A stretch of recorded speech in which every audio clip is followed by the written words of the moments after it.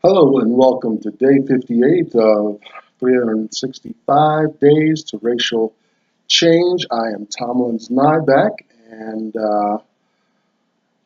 moving right along, day 58. 58 days in a row. I'm impressed with myself to maintain uh, a train of thought for that many days in a row. I'm getting a lot of help though.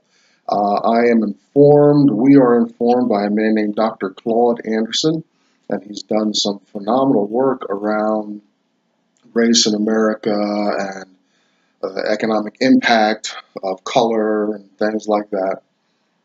Some things may be new to you. Most of the stuff that I've read from him is very educational, has encouraged me to branch off into other areas and do my own research, do some fact checking on his stuff.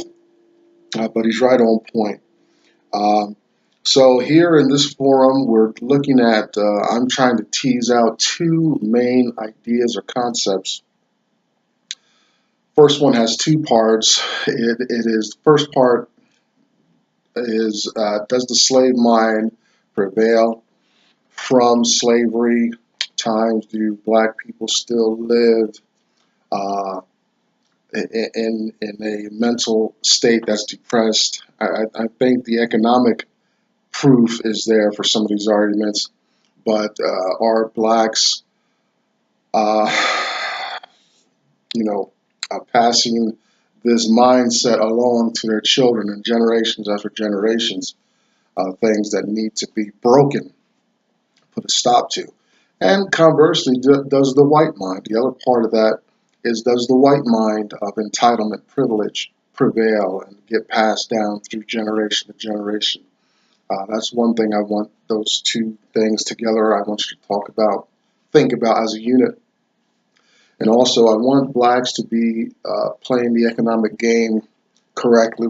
We've drifted, I think, a little bit away from the economic impact of the project, which is okay because we need to lay foundations and have some commentary on some of these big overarching issues, um, to get the argument situated. We're all over the map, so there's no real chronological order that we go in. But I have a burden as far as education goes. Black people in America need to understand the Federal Reserve, understand central banking, understand world economics, understand how their disposable income, the dollars that they have left over, if they have left over to spend living week to week, how that's being spent with races, countries, peoples who are hostile to black American growth.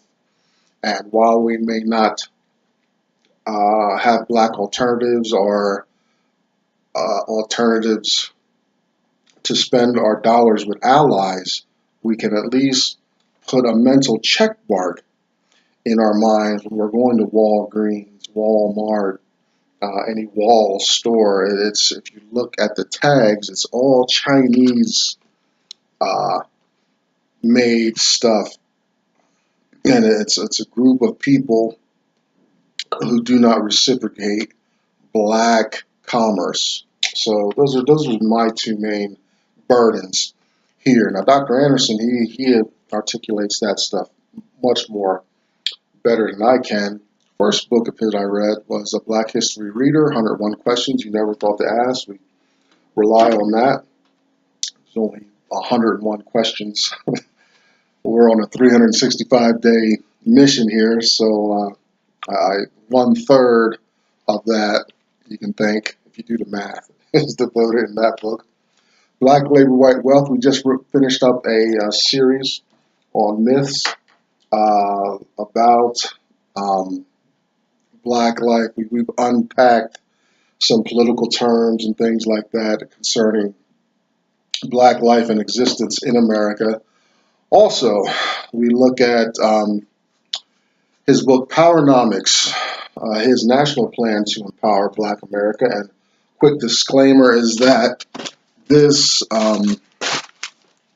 those text and his subject is more than a decade old, and that's not bad, good or bad, because I'd never heard of the man until I happened to happen on one of his acquaintances, and I'm not surprised that his message appears to be so esoteric and hard to find. I mean, he's very visible and vocal. He's all over YouTube, easy to find. You can go to powernomics.com. You can also find him at Heritage Institute. Google those terms. You'll find him easily. But my life has gone through a shift, and I'm much more sensitive to what it means to be black in America. Also behind me, you see I have this up every segment. Hashtag us too, the hashtag USTOO movement, kind of an answer to the hashtag Me Too movement about women's issues. This black women's issues there. Last time I checked in, I don't go check in there much.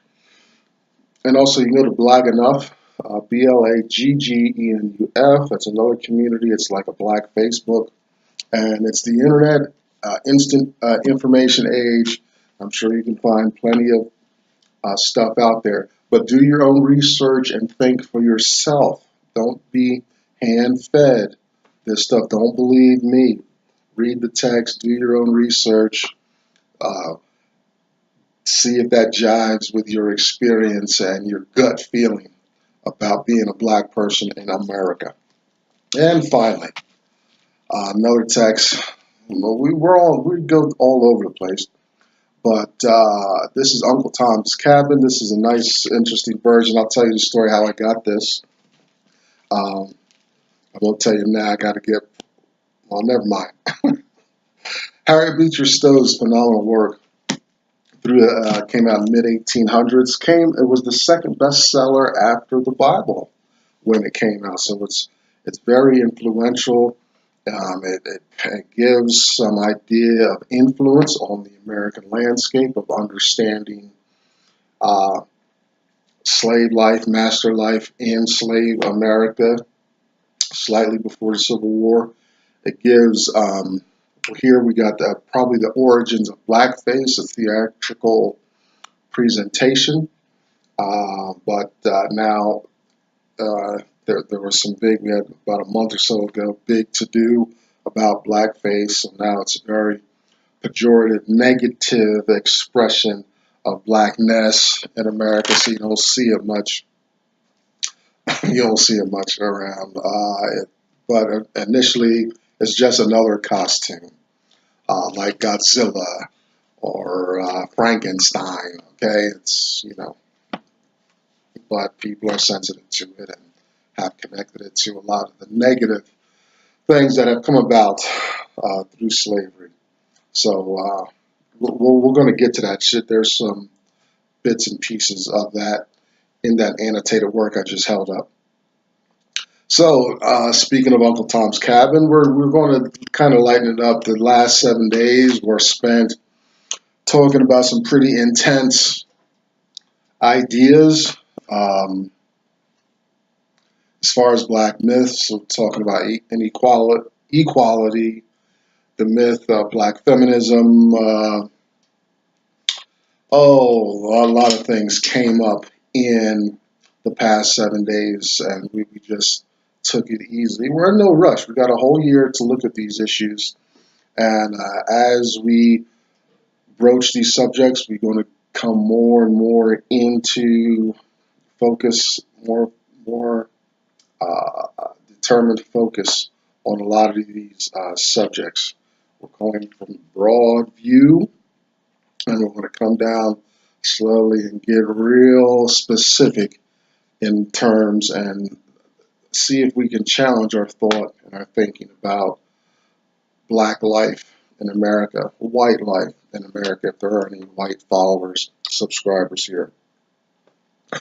So we're in chapter 6 of Uncle Tom's Cabin. We finished chapter 5 a couple days ago, and Tom has, a house slave has just learned that her son has been sold out from under her, and she's now taken her son. She ran to Tom to tell him that Tom is part of the deal too. This Master Shelby, has screwed up his money somehow, so he needs to sell off some assets to get back in the black, so to speak. Because right now he's in the red. So he sells off Tom, but the slave trader who's there sees Harry perform, and he said the slave traders, says you throw in Harry and with the we'll make the deal done. It wasn't quite fully done with just Tom in the mix. Two things come up, you got one is, this slavery thing, you could be working out in the field, doing the right things, obeying the master and all this stuff, but like the military, some high-ranking officer can just come and draft you and snatch you out of your work or duty at that time and take you into their fold and do what you want, and also the callousness of being sold. You just, Tom in this case has a, secure family life. Eliza, the one that escaped with her son Harry, they're kind of feeling a sense of having some normalcy, some security, some certainty in life, and that's snatched away from them with no warning. There's never any counsel. Uh, they don't. The slave master doesn't check in and ask how the slave thinks about this. It's just a done deal. The slave master says, "I'm in debt. How do I get out of it? Well, I just need to sell some assets." Hey, like a person would take maybe one of their valuables and go to the pawn shop to get a few bucks to get out of debt or something like that. That's the same way the slaves were treated. Probably more so than the animals and farm implements laying around the place too. Very sad, very sad. So that's the life of the slave.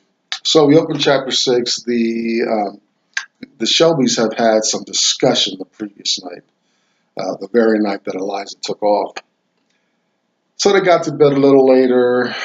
They were, they're talking about Mrs. Shelby talking about her representation of Christ and Christianity and religion. Mr. Shelby, he's breaking the news afresh to Mrs. Shelby. Mrs. Shelby is close to Eliza, and all this stuff.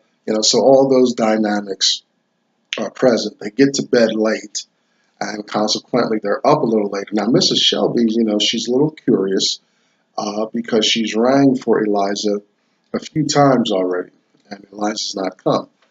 This is a house slave, so the house slave is up probably before the master, just waiting to hear the bell or knock or whatever method is used to alert the slave that it's time to tend to the mistress and the master of the house. So they're up and ready before master.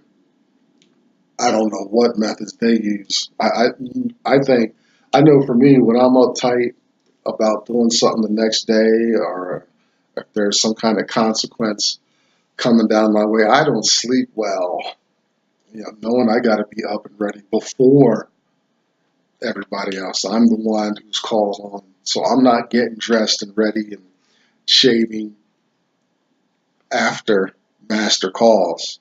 I'm ready before master calls. So that's the life of the slave. Something to understand about that. They wasn't just like, they wasn't fussing and giving a lot of back talk because they ain't ready to minister, to master yet.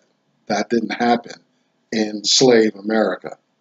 Okay, not unfortunately not like today. You got folks, they're not out of bed yet, and you're being bothersome and stuff like that. No, you didn't have those options in slave America. Um, so one, there's stirring, probably daylight now. Master Shelby tells his slave, Andy, find out what's holding up Eliza. She's been called a few times. Let's get going here. We're well into the morning. Mr. Shelby's slave, a young man named Andy, quickly appears back and says, the room looks like Eliza has fled with Harry. So an alarm is raised all through the plantation, and there's a lot of searching around and calling out, all in vain. And this activity is, it's almost welcomed, I'm thinking, this is all fictional, of course, but you think on a real plantation, it's probably something to break the monotony of slave life. I'm sure they went through their changing of seasons as far as their work schedule went, but they this isn't going to be a normal day to get up and go pick cotton or whatever their duties were on a Kentucky plantation. That's important to note that they're in Kentucky and things are going to change geographically, north and south, in Harriet's story here. So the alarm's raised, the children are excited, and they start to gravitate towards the big house and try to see what's all going on. And, it's interesting, Tom is not mentioned in this chapter at all, this Uncle Tom's Cabin. And Harriet, I'm noticing as she's writing the story, I feel like she's reserving the specifics about Tom for later. So it's overarching title, Uncle Tom's Cabin. But, we get to see it's not just Tom's life, but there are other slaves' lives, masters' lives involved. Now, Chloe is the cook, so she's up at the big house already, and as the inquiry goes on to find Eliza, Chloe is very silent because she knows, because she was present when Eliza came to warn Tom that he was being sold. So that's she's very silent, and I'm guessing she's just avoiding everything. She's busying herself in the kitchen, tending to getting fires going and meals ready amongst all the confusion that's going on behind this runaway slave, Eliza. So Tom specifically is not mentioned there in the story.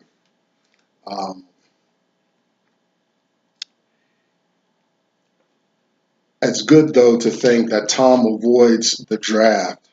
Had Eliza been passive and selfish,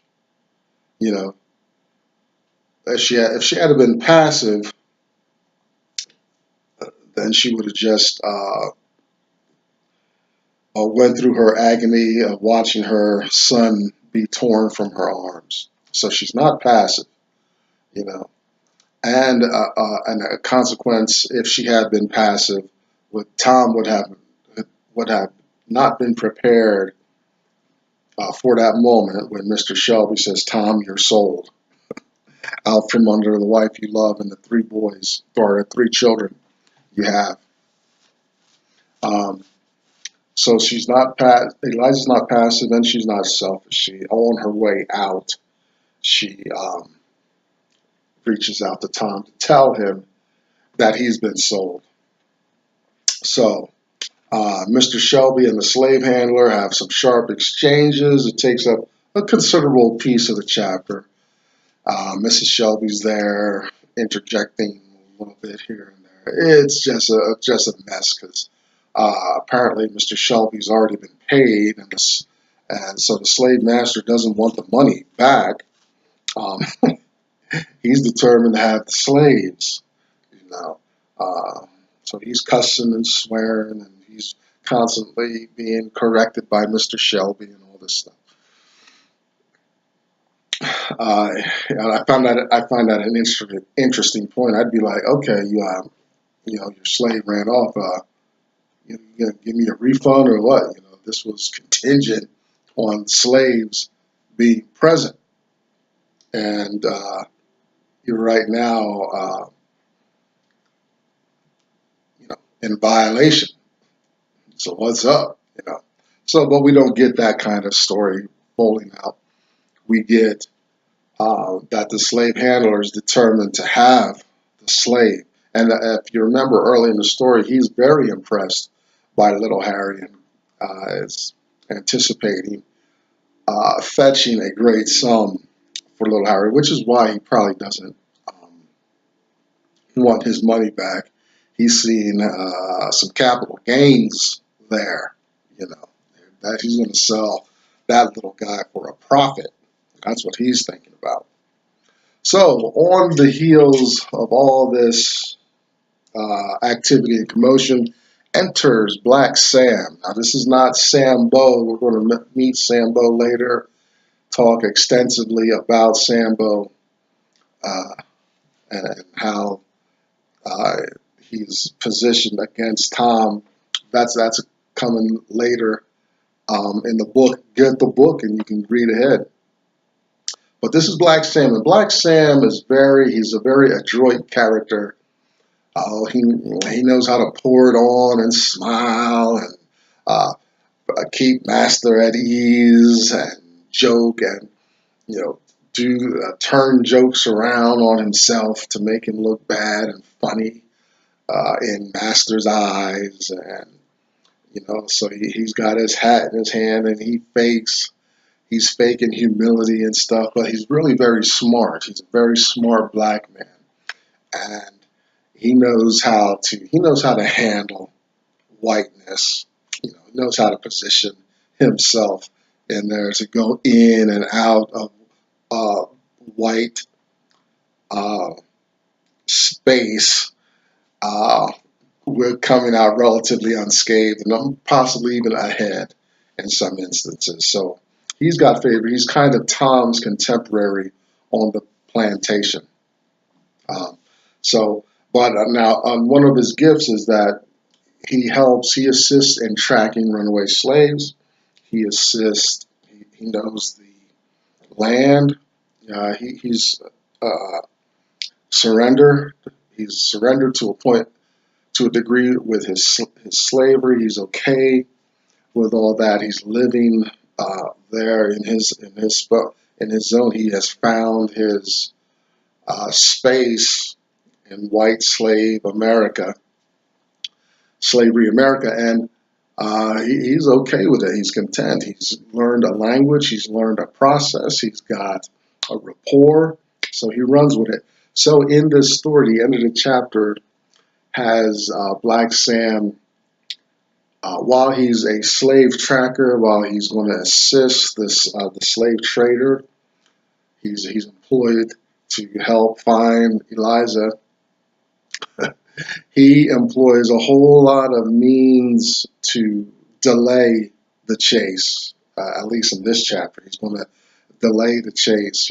He's gotten word to mount up or whatever, get dogs and horses, and he's got 2 or 3 other slaves that are going to help him out to track down Eliza. But he's talking a lot, and he's holding up the process. He's while he appears very faithful, very committed to helping Massa, right? Yet, in his heart, he's doing everything he can, short of running away himself, to give Eliza time to get wherever she's going. Um, there's a sense of the direction she took, and possibly um, how all this is playing out and happening. Um, so he's taking his time getting dogs ready. I'm sure he looks very busy at his at his assignment, but he's like, uh, he's just dragging ass. Okay, that's the best way to put it. And he's delaying, he's giving Eliza and Harry some time to get some space down the road. It's interesting what he does in the next chapter. I'm gonna keep that on tap. So you're gonna have to come back in a couple days and see the latest. But that's where it is now. It's at the end of chapter 6, and they're mounting up. Uh, Black Sam is telling, I'm sure he's even has a sheen of sweat on him, getting ready for this chase into the woods to find Eliza and Harry. Uh, but you know, in all in the whole scheme of things, Black Sam has delayed the process. And so you hear the slave trader. He's cussing and he's angry at Black Sam, and he tells Black Sam that he's probably delayed the whole thing by 3 hours. Now this is already after a full night's head start. So, you think she's got 10, 12-hour head start on foot and all that. So, they're on horses, so it doesn't look good, but any little bit, especially a good head start like that, who knows if she could find some other assistance on the way. We're going to find out in a couple days. So that's where we stand. Where Harriet Beecher Stowe has chosen to look in on this young woman's life and her son, as they're now runaway slaves. They're in a lot of trouble too. There's some things like even the white slave master is like, this was a house slave, loved, respected. Eliza was even married to another slave named George in Master Shelby's house. So, it's extremely problematic emotionally for the Shelbys that their house slave has run away in this way. And there's some things that if she gets caught, they're not going to be able to shield her from some of the punishments that may be on the books for runaway slaves at that time. So thanks for sticking around. That's probably one of our higher notes in this year, talking about slave life, black life, white life, the dynamic in America, and the economic impacts and things like that, security, certainty, uh, uh, the will, and how it is either manipulated or employed uh, for or against another individual in America. Sometimes it comes right down to that skin color. That's a very sad commentary. I tell you, in the last few days with the recent series we went through, the 7 myths, through those kernels of truth, I'm seeing, there may be a comeuppance for this nation that has the founding fathers, separated from the powers of the United Kingdom and England and all that, potentates and whatnot, but then turned around and employed the same devices on another people right here on the homeland there's got to be some payoff, some recompense for that, you know. So today, being able to finish on a light note, Black Sam and his exploits um, is kind of refreshing. We're not all humdrum, being dogged by blackness and things like that. We're going to have some high points emotionally every once in a while, some breaks away from the seriousness of the subject that we're getting into this year. I'm Tomlin's Back. That's 365 Days to Racial Change. Thanks for helping me knock out day 58. We'll see you tomorrow.